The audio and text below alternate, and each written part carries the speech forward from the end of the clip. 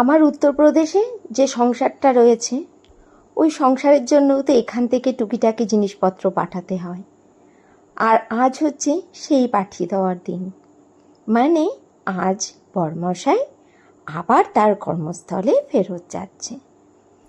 তাকে দিয়ে দিলাম এখান থেকে কচুর লতি, যেটা মাসি কেটে বেছে দিয়েছে। দিলাম চাল কুমড়ো, তারপরে কাঁচা লঙ্কার বোটা ছাড়িয়ে, আর পটলও। ওই দেশে নাকি এই সমস্ত জিনিসগুলো ভালো পাওয়া যায় না, জানো।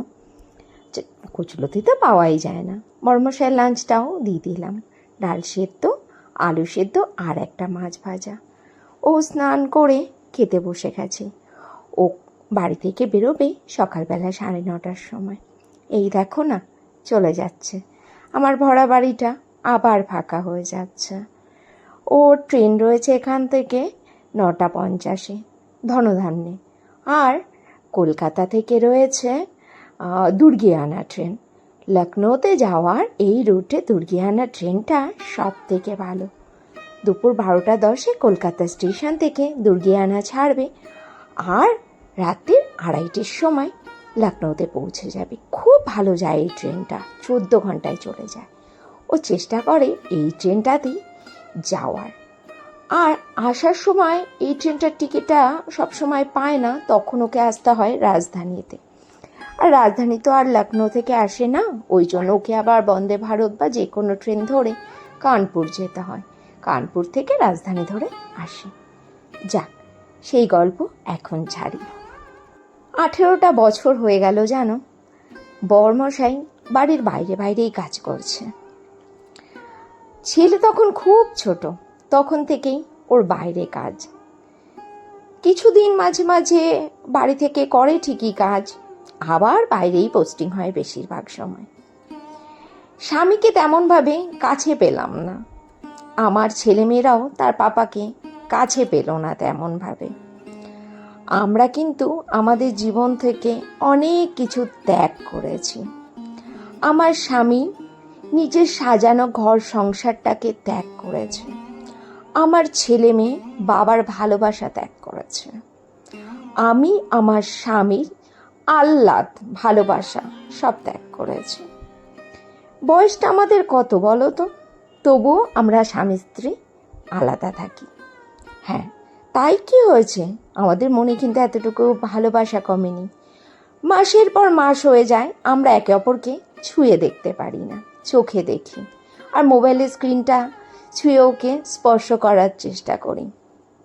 এইটুকুই যথেষ্ট। স্বামী স্ত্রীর ভালোবাসা যদি প্রকৃতই থেকে থাকে, তাহলে এই ভালোবাসাটাই যথেষ্ট। স্বামীর সাথে প্রতিদিন এক শয্যায় শুলেই ভালোবাসা থাকে না। শয্যা সঙ্গী না, যে রেড লাইট এরিয়ার মহিলারা থাকে তারাও হয়। স্বামীকে ভালোবাসতে গেলে শুধু তার শয্যা সঙ্গী হয়ে ভাববে আমি আমার স্বামীকে খুব ভালোবাসি, এটা কখনো নয়। মনে রাখবে, শয্যা সঙ্গী কিন্তু পয়সা দিয়েও করা যায়। বুঝতে পেরেছ? যাক, আমার স্বামী দূরে থাকে, তবুও আমাদের স্বামী স্ত্রীর মধ্যে এতটাই ভালোবাসা আর মনের বিশ্বাস যে দূরে থেকেও আমাদের ভালোবাসার কোনো ঘাটতি হয় না। আমার স্বামী বাইরে থাকে, উত্তরপ্রদেশে থাকে, রাজ্যের বাইরে থাকে। যারা রাজ্যের বাইরে থাকে তাদেরকে তো প্রবাসী বলা চলে না। অনেকে বলে আমি নাকি এরকম একটা ভাব করি যে আমার স্বামী নাকি প্রবাসে থাকে। বলছি কি, একটু পড়াশোনা জানতে হয় এইসব কথা বলতে গেলে। প্রবাসে যারা থাকে তারা বিদেশে থাকে, প্রবাসটা মানে বিদেশ, আর আমার স্বামী রাজ্যের বাইরে থাকে। এই সমস্ত বোঝার জন্য মানুষ হতে হয়, একটা সুস্থ মস্তিষ্কের মানুষ। যারা বিকৃত মস্তিষ্কের মানুষ তারা একথা কখনোই বুঝবে না। মানুষ এমন আছে যে সারাটা জীবন শুধু পরের ক্ষতি করার চেষ্টা করে গেল। সে তার আপন পর ভুলে গিয়ে নির্দ্বিধায় শুধু ক্ষতি করার চেষ্টা করে গেল। শেষ পর্যন্ত কিন্তু ক্ষতি করতে পারে না। তার ফলে কি হয়, যাদের ক্ষতি করার চেষ্টা করেছে, যারা বুঝতে পারছে, তাকে জীবন থেকে বহিষ্কার করে দিয়েছে। এটাতেও তার শরীরে জ্বালা পোড়া হচ্ছে। লোকের ক্ষতি করতে না পারার চেষ্টাতে সে কি হয়েছে বলো তো, বদ্ধ পাগল হয়ে গেছে। কাকে কি বলছে না বলছে সে ভাবতেই পারছে না যে আমি তাকে কি বলছি। প্রতিটা খবর কিন্তু আমার কাছে চলে আসে। যাদের কাছে গিয়ে গিয়ে আমার সম্বন্ধে, আমার স্বামীর সম্বন্ধে বলে, প্রতিটা খবর কিন্তু তারা আমার বাড়িতে এসে পৌঁছে দিয়ে যায়। আমার সময়ের প্রচুর মূল্য। সকালবেলায় উঠে টাইম টু টাইম আমাকে সব কিছু করতে হয়।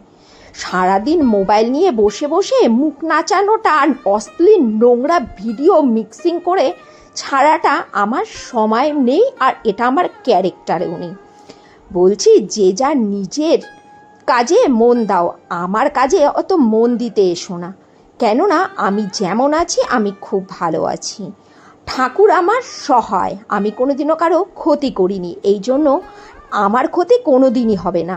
আর যারা ক্ষতি করার চেষ্টা করছো, নিজের দিকে একবার তাকিয়ে দেখো, তোমার মতো দুঃখী সারা পৃথিবীতে আর একজনাকে খুঁজে পাবে না।